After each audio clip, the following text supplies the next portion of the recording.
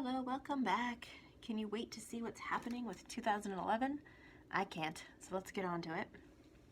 All right, so for 2011, we sold 80,000 units. Okay, so 80,000 units were sold at that sales price of $40. So you would have gotten total sales revenue of $3,200,000. We sold 80,000 units at that cost of $25.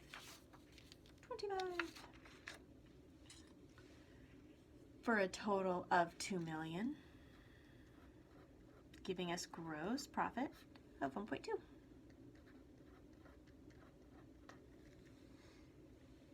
On to our operating expenses. $2 per unit for your variable selling and admin times the 80,000 units for $160. The fixed S&A, $200,000 per year. Subtract that from your gross profit to get net income of $840,000.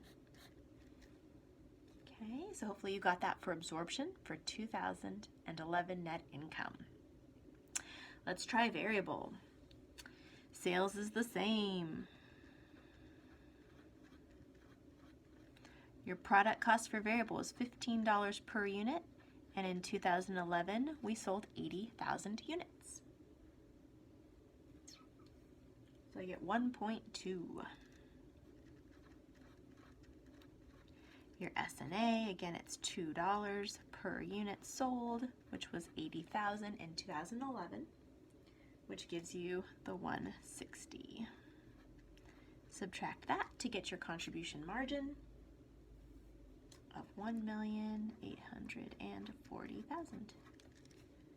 On to fixed costs. Your fixed overhead was $600,000, which we got from the data sheet. $600,000. Your fixed selling and admin is the $200,000. Subtract that, and we're gonna get $1,040,000. So now we have net income being higher under the variable method. Why? Well, if we use that little helpful tool I gave you, because we sold more units than we produced, because we had some left over from last year that we didn't sell. This year we were able to sell all of last year's and this year's units. So units sold exceeded those produced within the year, which means our variable net income will be greater than our absorption net income. Why? Because the cost of those 20,000 units that were sitting in ending inventory last year, those costs hit the income statement last year. So this year, only this year's costs will be hitting.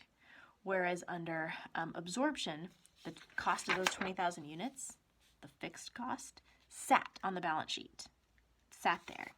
Now it's coming through because it's being sold in this year. So you're gonna have higher costs, lower net income. So that's the difference. Your book also talks about something called a reconciliation. We should be able to always reconcile the differences between the net income, right? So let's see. What is our difference in net income? Did I do this one? Oh, well, we'll do it together now. So your difference is, figure that out. Difference in net income. So how much is your difference in net income?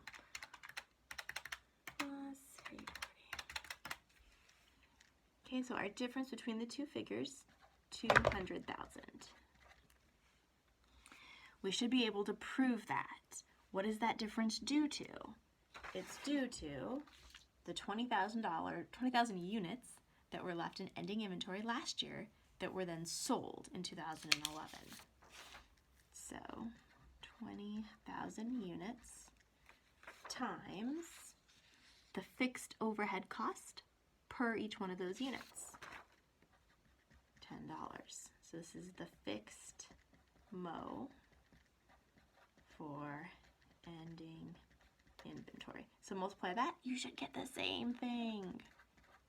Okay, so there's no difference between the two. The difference in net income should solely be attributed to the fixed overhead cost per unit of the units that were left in ending inventory because of how they're treated, right? One treats it as a product cost, one as a period cost. That's the only difference. So you should always be able to prove the difference. And same thing up here, right? Our difference up here, again, was 200,000. And that had to do with the units that were left in ending inventory. You had 20,000 units with a fixed overhead cost of 10. So it should always be the same. Okay, so you can always prove and double check your work. It's also handy if you ever have like a multiple choice question and it says absorption net income is 840,000. The company had 20,000 units in ending inventory with a fixed overhead cost of 10.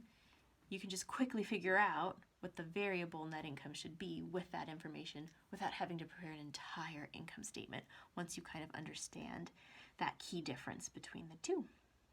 All right, so hopefully these videos were helpful. If the problem ever asks you for a reconciliation, you're free to do the one that I do here or the one in the book. The one in the book is a little more involved. It's still the same concept. So you use whatever is preferable with your brain. That's fine with me. All right, you're going to have a participation problem where you get to try the income statement. It's going to be PA 17. I think it's on page 339, I think. Okay, so go ahead and try that one. Submit it by 5 o'clock on Monday, and your quiz problem is going to look very similar to this, so make sure you feel comfortable with it. All right, see you guys in the next one.